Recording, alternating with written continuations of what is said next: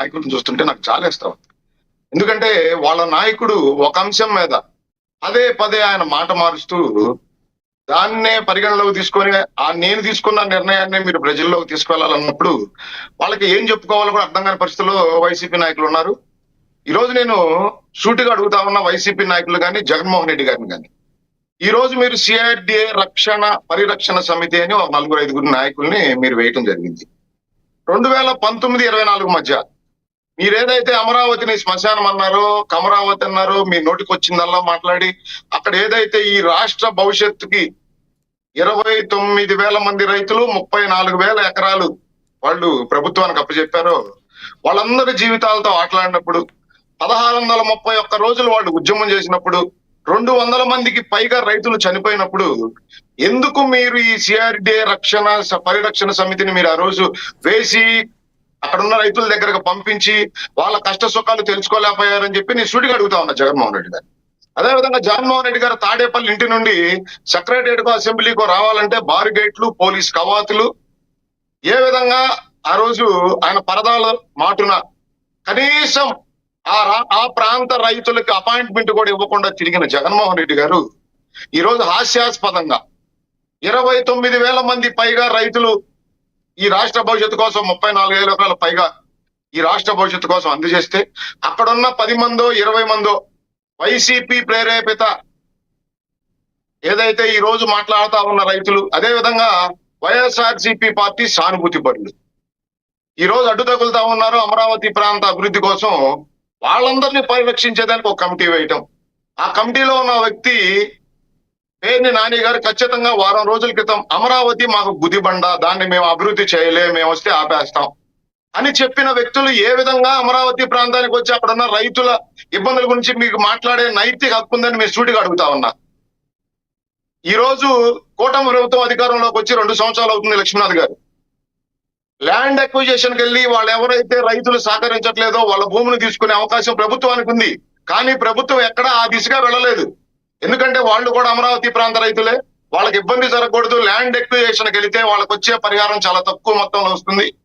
29,000 మంది రైతులకి ఏ విధంగానైతే ఈ రోజు కూటమి ప్రభుత్వం పరిహారం అందిస్తా ఉందో, అదే విధంగా ఉండవల్లి, పెనుమాకలో ఉన్న కొంతమంది వైసీపీ ప్రేరేపిత రైతులకి కూడా భూసేకరణ ద్వారా వాళ్ళకి మంచి పరిహారం అందాలి, వాళ్ళ కుటుంబ సభ్యులు బాగుండాలి అని ఆలోచించిన కూటమి ప్రభుత్వం 2 సంవత్సరాలుగా వాళ్ళకి నచ్చజెప్పేదానికి ప్రయత్నాలు చేస్తూనే ఉంది.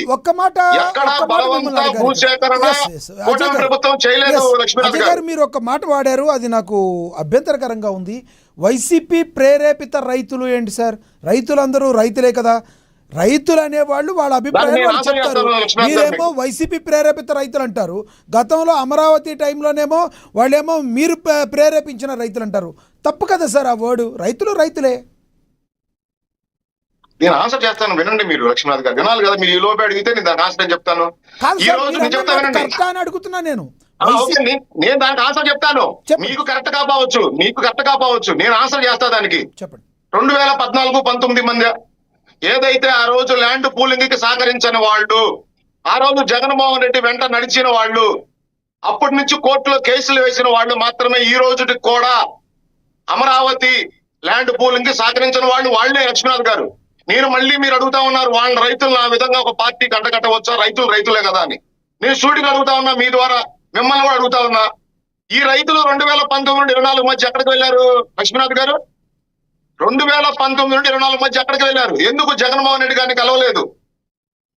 ఎందుకు ఆ రోజు మీరు అక్కడున్న రైతులు ఇబ్బంది పడుతున్న రైతుల తరపున ఈ రైతులు ఎందుకు పోరాటం చేయలేదు? ఈ రోజు ఎవరైతే జగన్మోహన్ రెడ్డిని కలిసి రాద్ధాంతం చేస్తా ఉన్నారో ఆ రైతులు 2019-24 మధ్య 1631 రోజులు అక్కడున్న రైతులు ఉద్యమం చేస్తే ఎందుకు ఈ రైతులు వాళ్ళకి సంఘీభావం తెలియజేయలేదు? మీకు అర్థం కావటం లేదా? వీళ్ళు వైసీపీ ప్రేరేపిత, వైసీపీ సానుభూతి పరులని క్లియర్ గా కనపడతా ఉంది కదా. ఈ రోజు ప్రభుత్వం వచ్చి 2 సంవత్సరాలు అయింది. ప్రభుత్వ పెద్దగా నారా చంద్రబాబు నాయుడు ముఖ్యమంత్రిగా ఉన్నారు. వీళ్ళు ఎవరిని కలవాలి? ముఖ్యమంత్రి గారిని కలిసి మాకు ఇబ్బందులు ఉన్నాయి, మాకు దీంట్లో మీరు క్లారిఫికేషన్ ఇస్తే మేము భూములు ఇచ్చేదానికి సిద్ధంగా ఉన్నామని చెప్పాల్సింది పోయి జగన్మోహన్ రెడ్డి దగ్గర కూర్చొని భయప్రాంతాలకు గురి చేస్తా ఉన్నారు, లాక్కుంటామన్నారు అని చెప్పి ఏదైతే రాష్ట్రంలో ఉన్న మిగతా రైతులకు అపోహలు కలిగించే విధంగా ఈ రోజు వీళ్ళు చేస్తున్న నాటకాలు రాష్ట్ర ప్రజలు గమనిస్తూనే ఉన్నారు. లక్ష్మీనాథ్ గారు అజయ్ కుమార్ గారు గతంలో వాళ్ళు మీరు మాట్లాడారు, మాట్లాడిన మేము మాట్లాడారు. మాటల్లో గతంలో సార్ అజయ్ కుమార్ గారు మీరు మాట్లాడిన మాటల్లో నాకైతే రైతుల్లో కూడా చీలికొస్తున్నట్లుగా చీలిక తెచ్చే ప్రయత్నంగా మాట్లాడుతున్నారు. ఇప్పుడు జనాలందరూ కూడా ఓట్లు జగన్మోహన్ రెడ్డి గారికి వేశారు, మీ కూటమి ప్రభుత్వానికి వేశారు. ప్రజలనే అంటారు కానీ వైసీపీ ప్రజలు కూటమి ప్రజలు అనరు కదా సార్. మీరు ఆ మాట మాట్లాడుకుంటుంటే బాగుండేదని నా అభిప్రాయం. నేనేమి పర్సనల్గా మాట్లాడు మీ లక్ష్మీనాథ్ గారు నేను అంటుంది మీ అభిప్రాయాన్ని నేను ఏకీపించాల్సిన అవసరం లేదు. నా అభిప్రాయాన్ని నేను చెప్పుకునే అవకాశం నాకుంది. ఆ రోజు చెప్పుకోవచ్చు కానీ చీలిక తేకూడదు కదా, ప్రజలు గమనిస్తారు. చీలిక ఎవరు తీసుకొచ్చారు లక్ష్మీనాథ్ గారు? మేము చీలిక ఎక్కడ తీసుకొచ్చాం? 2019 నుండి 24 మధ్య రైతులు ఎక్కడికి వెళ్ళారు? జగన్మోహన్ రెడ్డి గారిని దేనికి గెలవలేదు. 2019 నుండి 24 మధ్య రైతులు చేస్తున్న పోరాటానికి ఈ రైతులు దేనికి సంఘీభావం తెలియజేయలేదు. ఆ రోజు ఈ రోజు అమరావతి అభివృద్ధి చెందుతా ఉంది. అనాల్సిన మాట అజయ్ గారు, కొంతమంది రైతులు యాక్సెప్ట్ చేయలేదు అనాలి. వైసీపీ ప్రేరేపిత రైతులు, వైసీపీ ప్రేరేపిత ప్రజలు అనకూడదు. టీడీపీ మీరు పదే పదే లక్ష్మీనాథ్ గారు అజయ్ నా గారు ఇంటెన్షన్ మీరు పదే పదే వక్రీకరించొద్దు. ఒక్క మాట సార్, లక్ష్మీనాథ్ గారు మీరు పదే పదే నా ఇంటెన్షన్ వక్రీకరించొద్దు. నేను చెప్పేది చెప్పనివ్వండి. సార్ నా మాట వక్రీకరించట్లా సార్. అజయ్ గారు నా స్టాండ్ అది నేను క్లియర్ గా చెప్తా ఉన్నాను. ఎస్ మీ స్టాండ్ 29,000 రైతులు, నేను చెప్పేది వినాలి మీరు. 29,000 మంది రైతులు పోరాటం చేసినప్పుడు వీళ్ళు ఎక్కడికి వెళ్ళారు? ఆ రైతులు దేనికి సంఘీభావం తెలియజేయలేదు. ఆ రోజు ఎందుకు వీళ్ళు పోరాటంలో వాళ్ళు బాధ్యతాయుతంగా పనిచేయలేదు? అదే విధంగా 2019 నుండి 24 మధ్య ఎందుకు జగన్మోహన్ రెడ్డి గారిని కలవలేదు? ఈ రోజు ఎందుకు కలుస్తా ఉన్నారు అంటే ఖచ్చితంగా క్లియర్ గా కనపడతా ఉంది. అమరావతి అభివృద్ధి చెందుతా ఉంది. కూటమి ఒక స్టాండ్ మీద ఉంది లక్ష్మీనాథ్ గారు. రాష్ట్రానికి ఏకైక రాజధాని అమరావతి, అభివృద్ధి వికేంద్రీకరణ జరగాలి. ఏ విధంగానైతే ఈ రోజు రాయలసీమ ప్రాంతంలో గానీ ఉత్తరాంధ్ర ప్రాంతంలో గానీ పెట్టుబడులు వస్తా ఉన్నాయి, ఆ ప్రాంతంలో ఉన్న నిరుద్యోగ యువతకులకు ఏ విధంగా ఉద్యోగ కల్పన జరుగుతా ఉంది, ఈ రోజు అమరావతిలో ఏ విధంగా పెట్టుబడులు వస్తా ఉన్నాయి, ఏదో ఒక విధంగా ఈ రాష్ట్రంలో జరుగుతున్న అభివృద్ధిని ఆటంకం కలిగించేదానికి కులాల మధ్య, మతాల మధ్య, ప్రాంతాల మధ్య, రైతుల మధ్య కూడా విభేదాలు తీసుకొచ్చి ఈ రాష్ట్ర నాశనాన్ని కోరుకుంటున్న పార్టీ వైసీపీ పార్టీ. ఈ రోజు నేను సూటిగా అడుగుతా ఉన్నా వైసీపీ నాయకుల్ని, ఎవరైతే ఈ రోజు మాట్లాడుతా ఉన్నారో, మీకు రైతుల మీద అంత ప్రేమ కారిపోయినప్పుడు గతంలో మీరందరూ ఎక్కడికి వెళ్ళారు? ఈ రైతులు ఎక్కడికి వెళ్ళారు? గతంలో 29,000 మంది రైతులకి వీళ్ళు ఎందుకు సంఘీభావం తెలియజేయలేదు? ఈ రోజు అమరావతిలో మావిగానని మాట్లాడింది మొన్న, నిన్న ఎమ్మటనే విజయవాడ అన్నారు. దాని గురించి చెప్పండి, జగన్ గారి గురించి చెప్పండి, రైతుల గురించి మరోసారి మాట్లాడదాం మనం. లక్ష్మీనాథ్ గారు, ఈ రోజు కొత్తగా జగన్మోహన్ రెడ్డి గారు మాట మార్చలేదండి. 2017 అసెంబ్లీలో ఏదైతే ఆంధ్రప్రదేశ్ కు కొత్త రాజధాని కావాలని ఆ రోజున తెలుగుదేశం ప్రభుత్వం నిర్ణయం తీసుకుందో, అసెంబ్లీ సాక్షిగా జగన్మోహన్ రెడ్డి గారు మాట్లాడిన మాటలో, నేను ప్రాంతాల మధ్య విద్వేషం రెచ్చగొట్టడం నాకు ఇష్టం లేదు, అందుకని తెలుగుదేశం ప్రభుత్వం తీసుకుంటున్న ఈ నిర్ణయానికి నేను సానుకూలంగా స్పందిస్తున్నాను, నేను అనుకూలంగా దీనికి మద్దతుగా నిలబడతా ఉన్నాను అన్నారు.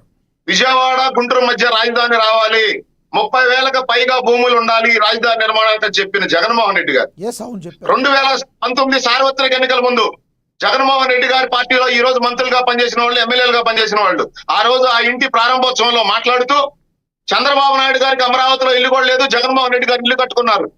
వైఎస్ఆర్సీపీ పార్టీ ప్రభుత్వం అధికారంలోకి వస్తే అమరావతి రాజధాని అని చెప్పి నమ్మబలికి రైతులను నమ్మించి ఓట్లు వేయించుకొని గెలిచిన తర్వాత 3 రాజధానులను ఆట దిగించేశారు. న్యాయ రాజధాని అని, పరిపాలనా రాజధాని అని, ఈ శాసన రాజధాని అని. 3 లక్ష్మణ్ గారు 3 సంవత్సరాల్లో జగన్మోహన్ రెడ్డి గారు, నేను ఒక 2 నిమిషాలు చెప్పి కంక్లూడ్ చేస్తాను. లక్ష్మణ్ గారు 3 సంవత్సరాల పరిపాలనా సమయంలో జగన్మోహన్ రెడ్డి గారు ఋషికొండలో కంక్లూడ్ చేస్తారు. లక్ష్మణ్ గారు ఋషికొండలో ఆయన భార్య ఉండేదానికి 450 కోట్లకు పైగా, అంటే ఒక చదరపడికి 25,000 రూపాయలు ఖర్చు పెట్టి ఋషికొండ ప్యాలెస్ కట్టారు తప్ప ఎక్కడా ఒక ఇటుక రాయి పెట్టి ఏ ప్రాంతాన్ని అభివృద్ధి చేయలేదు. ఈ రోజు అమరావతి ప్రాంతంలో 70 లక్షల చదరపు అడుగులు, 4,890 కోట్ల రూపాయలతో పనులు జరుగుతా ఉన్నాయి. అంటే ఒక్కొక్క చదరపు అడుగుకి 6,895 రూపాయలు మాత్రమే కూటమి ఖర్చు పెడతా ఉంది. కానీ జగన్మోహన్ రెడ్డి గారు రాష్ట్ర ప్రజల్ని నమ్మించేదానికి, మోసం చేసేదానికి ఒకసారి 12,000 అని చదరపు అడుగుకి, ఒకసారి 14,000 అని చెప్పి ఈ రోజు ఆయన రాష్ట్రంలో ప్రజల మధ్య అపోహలు సృష్టించేదానికి కొంతమంది రైతుల్ని వీళ్ళ మాట విని పనిచేసే